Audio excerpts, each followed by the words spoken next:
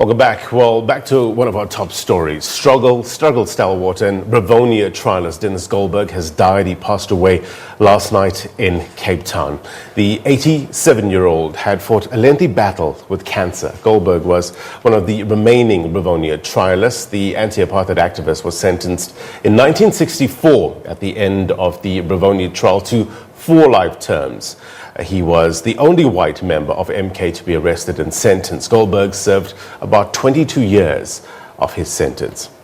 So for more on the passing of liberation struggle stalwart and Rivonia Trialist Denis Goldberg, we joined via Skype from Johannesburg by ANC Veterans League President Dr Snuki Zikalala. Dr. Zikalala, thank you very much indeed for joining us under difficult circumstances. Condolences to you as well as the friends and family of Denis Goldberg.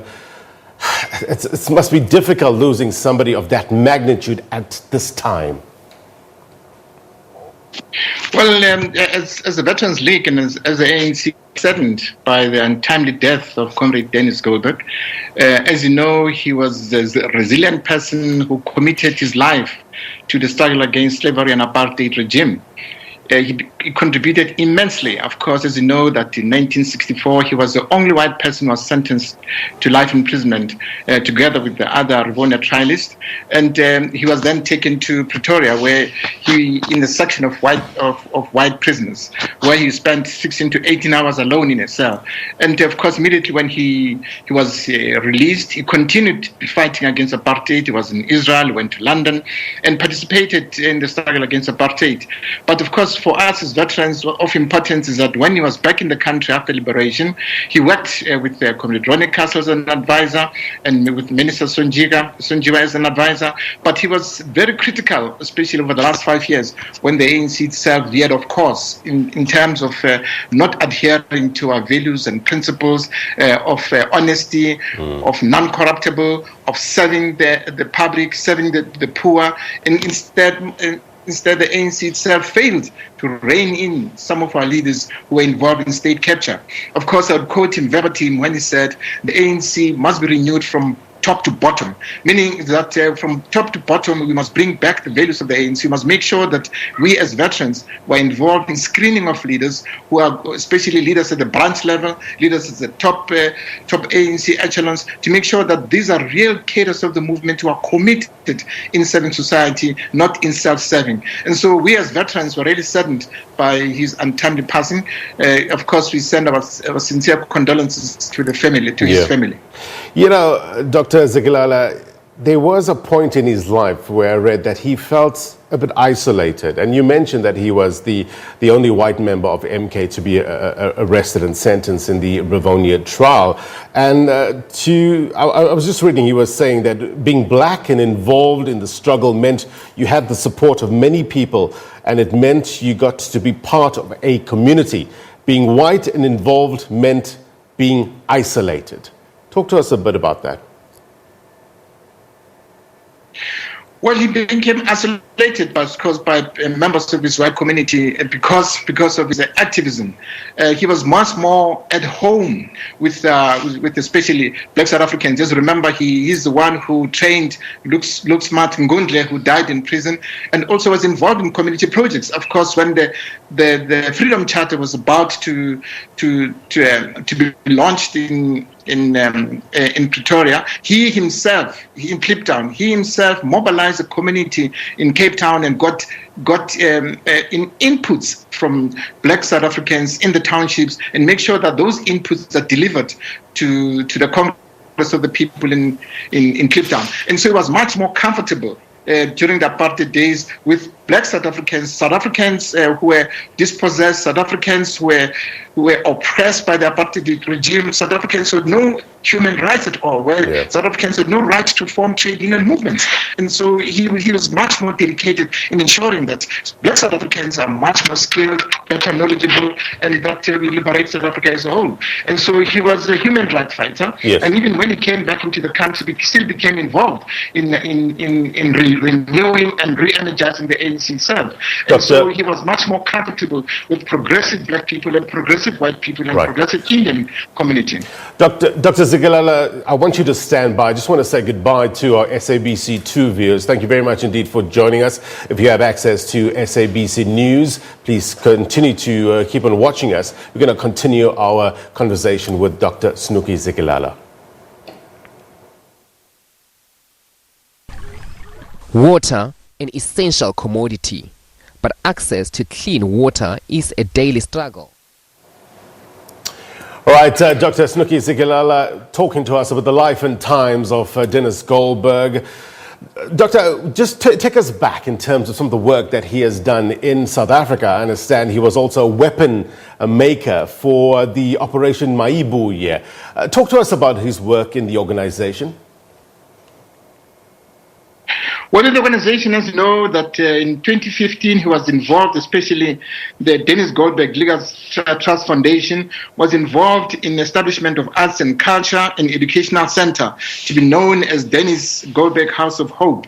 Despite the fact that he was suffering the lung cancer and at the age of 85, and he continues work on the project itself, and that's what he was interested in uplifting the poor, especially the poor amongst the black South Africans. And so that's why I was saying that was very passionate about the survival, especially of black South Africans and Indian South Africans and so-called colored South Africans. And so his heart was with the ordinary people. That's what we appreciated about him. And back in 1985, after I think it was 22 years of imprisonment, he was set free and then reunited with his family in London, but he continued to work after that.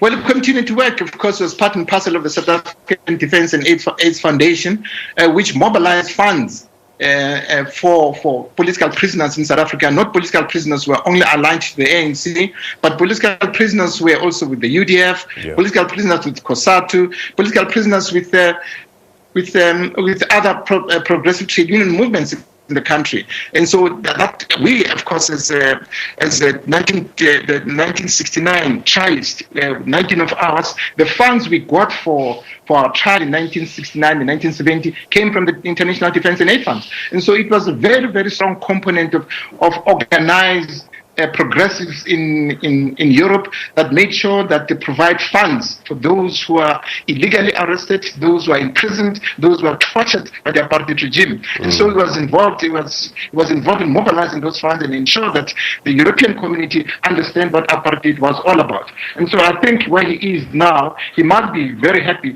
and he'll be joining stalwarts and revolutionaries like Nelson Mandela, who contributed immensely in our struggle. And so he'll be able to say that I made my mark. I contributed in the struggle against apartheid. I contributed in the new constitution. I contributed in ensuring that the ANC brings back its values, because that's the last life of his time. That's what he was championing, that we should correct the ANC from inside. We should renew the ANC from inside. And of course, with the appointment and the re-election of Cyril Ramaphosa, that's what we are seeing. We're seeing an ANC that's becoming stronger, that's gaining much more support from society, because that's the only thing that the ANC has to do, has to save the interests of ordinary people, not self-interest of individual leaders. Well, I want to get into the mind of Denis Goldberg, especially when you mentioned that what were some of his concerns, in particular with regards to the ANC. When was the last time you interacted with him, and what sort of issues did he have with the current trajectory the party was taking? Well, I've not interacted with him personally, but the comrades who come from the ANC stalwarts who did interact with him. And of course, when the Stalwarts 101 was established, he became part and parcel of that. He was much more concerned and gave moral and political support, because the 101 stalwarts, they were very angry and bitter that the Veterans League by that time was not taking up issues that affect the livelihood of the ANC, because we as veterans were supposed to intervene authoritatively on all issues that affect the integrity and dignity of the ANC. It's our role in the ANC to make sure that we reinforce those values, we reinforce those traditions, we reinforce those, make sure that the ANC policies are implemented, that leaders with impeccable credentials are elected to senior positions of government, and that we should hold government to account to society. That's what he was striving for, and I think we're gradually achieving. But it's not an easy task. It's not an easy task when you look at the 10 years of erosion of those values. It will take time, but we are confident that we'll get there as the ANC veteran. He was born in 1933. He lived a full life, struggled a lot, fought for freedom for this country. What at this stage in 2020 can we learn from the life and times of Denis Goldberg? Well, I think what we can learn, especially as South Africans, is that we should never give up. He never gave up, despite the fact he was 85 years old. He kept on fighting. He kept on ensuring that he gets involved in community projects, and he kept on making sure that he raised issues which were very thorny to some of the ANC leaders. And so I think he gave us hope, we as young veterans of the ANC, that we should never give up. We should never allow individuals abuse power within the ANC, never allow individuals to self-enrich themselves within the ANC. We must make sure that we should serve society instead of being self-serving. And so I think we were inspired by what he was involved in, and we'll always remember him as a soldier of the ANC, the soldier of Mkonto, the person who had trained our cadres underground in mass weapons that were destroying the apartheid regime. So we thank you very much indeed for your insight and your perspective into the life and times of Denis Goldberg. Be well. Thank you very much. All right, so that was ANC Veterans League President Dr Snuki Zikalala.